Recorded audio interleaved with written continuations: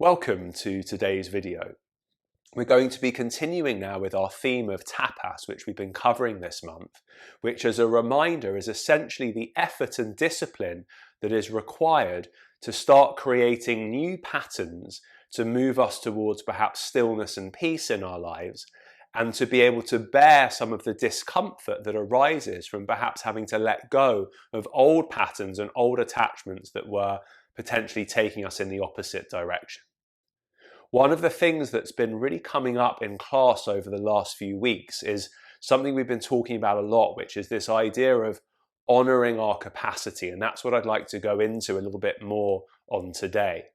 Now, if we reflect on this for a moment, we can observe that since the moment that we were born,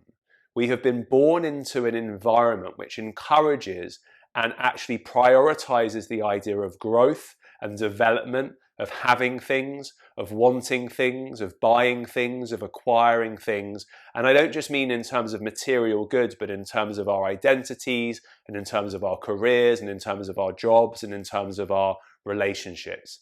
In fact, if you are to look around at the world in which we live, whether it be through cultural influences or our family influences or the socio-economic political framework and environment that we live in, everything is geared towards this idea that everything will be okay if you can just do a little bit more, have a little bit more, have more experiences, seek more intensity. The answers to all of our problems are to experiencing more and to having deeper and more intense experiences when we are doing those things.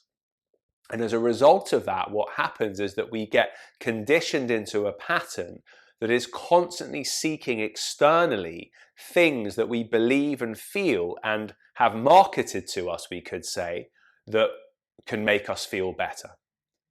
But the reality is perhaps somewhat different. The reality is, at least in my own experience and in the experience that I'm beginning to witness from people that I'm working with and teaching and so on, is that the more we strive and the more we have,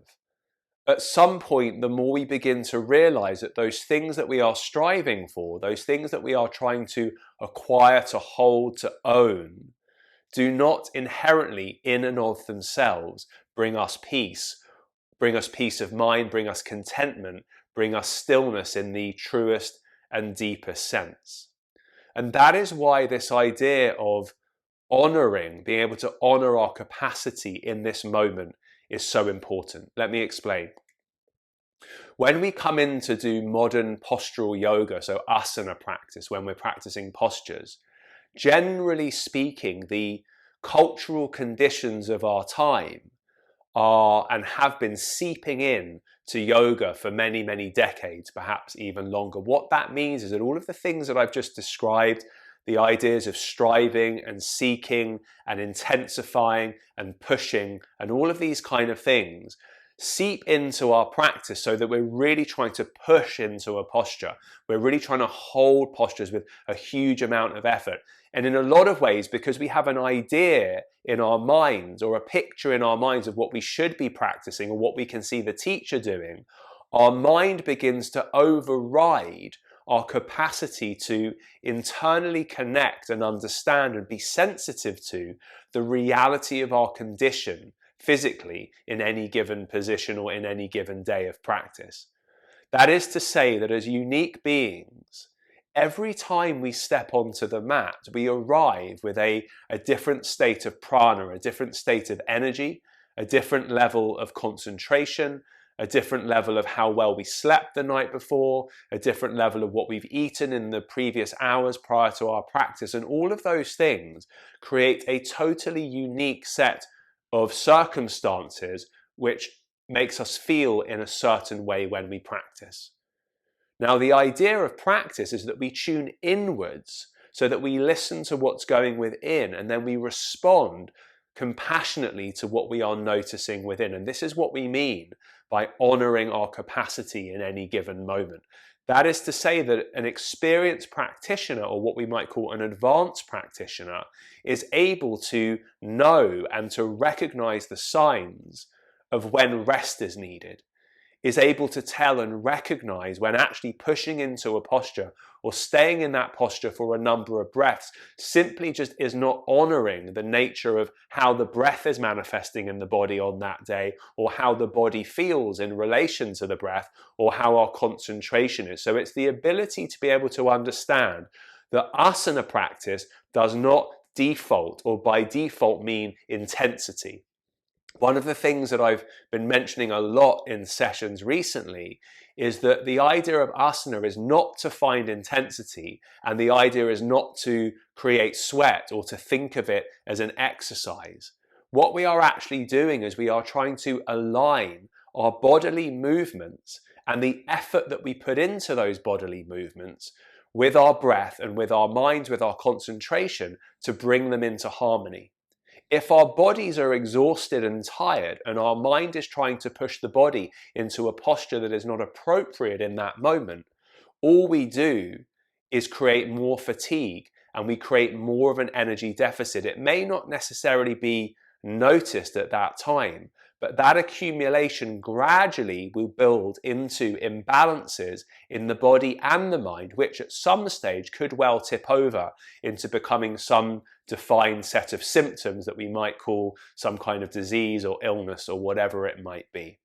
So it's important to recognize that the way in which we push ourselves on the mat is simply a reflection of all of the conditions that have been brought onto us since we were born, that cause us to push ourselves in our daily lives, that cause us perhaps not to eat at the right times of day, that cause us to take too many meetings or to plan too many things in a day, too many activities, which ultimately means that we're always having to have coffee or stimulants or do something to get an upward draft of energy,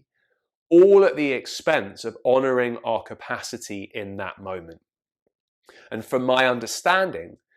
what we are looking to do is to create sustainable action day to day so that there is neither a deficit of energy or a surplus of energy. Simply that we are able to recognize what energy is present to be used and to use it wisely and to use it in a way that does not cause some kind of imbalance further down the line. So that is why this month in class I've really been encouraging people and saying things like,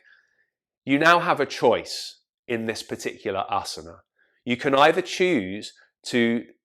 intensify the asana or at least go into a more complex form of that asana,